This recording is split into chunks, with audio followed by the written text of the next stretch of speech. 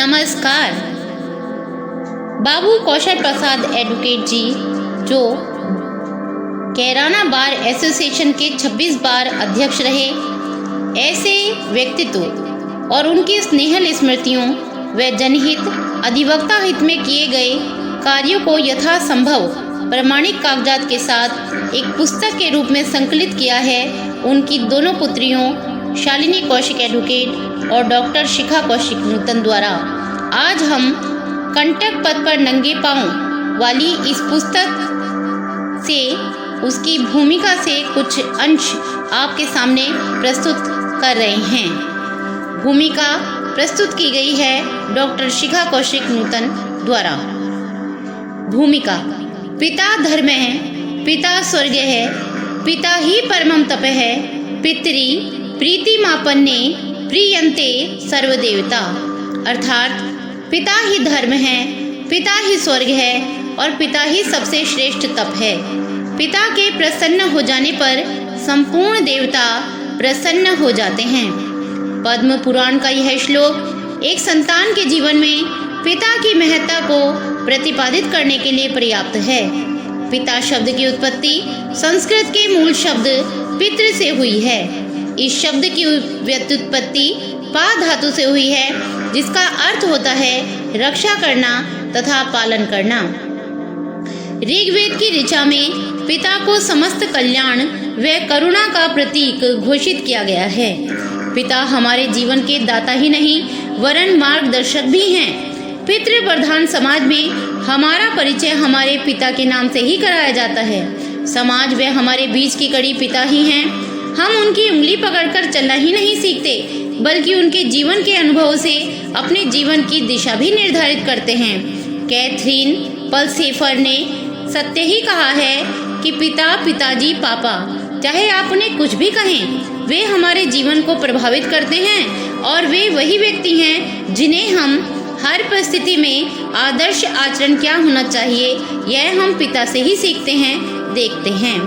हमें स्वर्गीय बाबू कौशल प्रसाद जी जैसे पिता की संतान होने का सौभाग्य प्राप्त हुआ। यह हमारे संचित पुण्य कर्मों का प्रतिफल रहा होगा। एक ऐसा व्यक्तित्व जिसने अपने आराध्य श्री राम के समान विपत्ति काल में भी कभी मर्यादा का उल्लंघन न किया। निजी व व्यावसायिक जीवन में अनेक विश्वासघात सहे, पर किसी के साथ विश्वासघात नहीं किया।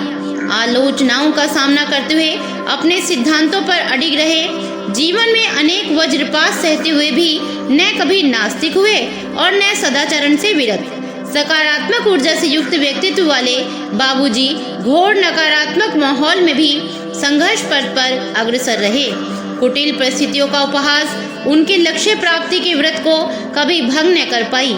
यद्यपि वे इस नीतिपरक उक्ति से भली भांति परिचित थे कि न गणस्य अग्रतो गच्छेत सिद्धे कार्ये समम फलम, यदि कार्य विपत्ति स्यान मुख रस्तत्र हन्यते।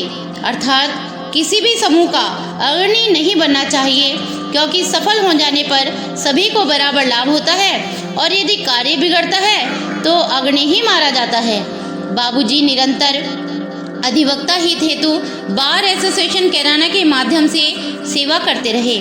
बाबूजी के जीवन का बिंब जब भी हमारे मानस में उभरा, तब हमें वे कांटों से भरे पथ पर नंगे पांव चलते हुए दिखाई पड़े। जैसे 14 वर्ष के वनवास पर निकले श्री राम दंडकारण्य में असंख्य चुभते कंटकों से युक्त पथ पर देवी सीता व अनुश्री लक्ष्मण के साथ बढ़े चले जा रहे हैं। यहीं से बाबूजी के जीवन पर आधारित पुस्तक का शीर्षक संभवतः कंटक पथ पर नंगे पांव मन व मस्तिष्क में कौंधा होगा। यह भी स्पष्ट है कि जून 2020 से पूर्व ऐसी किसी पुस्तक के सृजन की कल्पना हमने नहीं की थी। पिता से जुड़ी स्मृतियां हमारी नितांत निजी पूंजी थी। समाज व अधिवक्ता हित में किए गए उनके कार्यों से सामान्य जन व अधिवक्ता परिचित हैं ही, ऐसा हमारा मानना था। किंतु हमारी इस सोच को सत्र 2020 के लिए निर्वाचित बार एसोसिएशन कैराना की कार्यकारिणी के एक निर्णय ने चुनौती दी। निर्वाचित कनिष्ठ उपाध्यक्ष पद से शालिनी कौशिक एडवोकेट ने इस्तीफा दे दिया। भूमिका का अगला भाग अगले वीडियो में सुनने के लिए तैयार रहिएगा। धन्यवाद।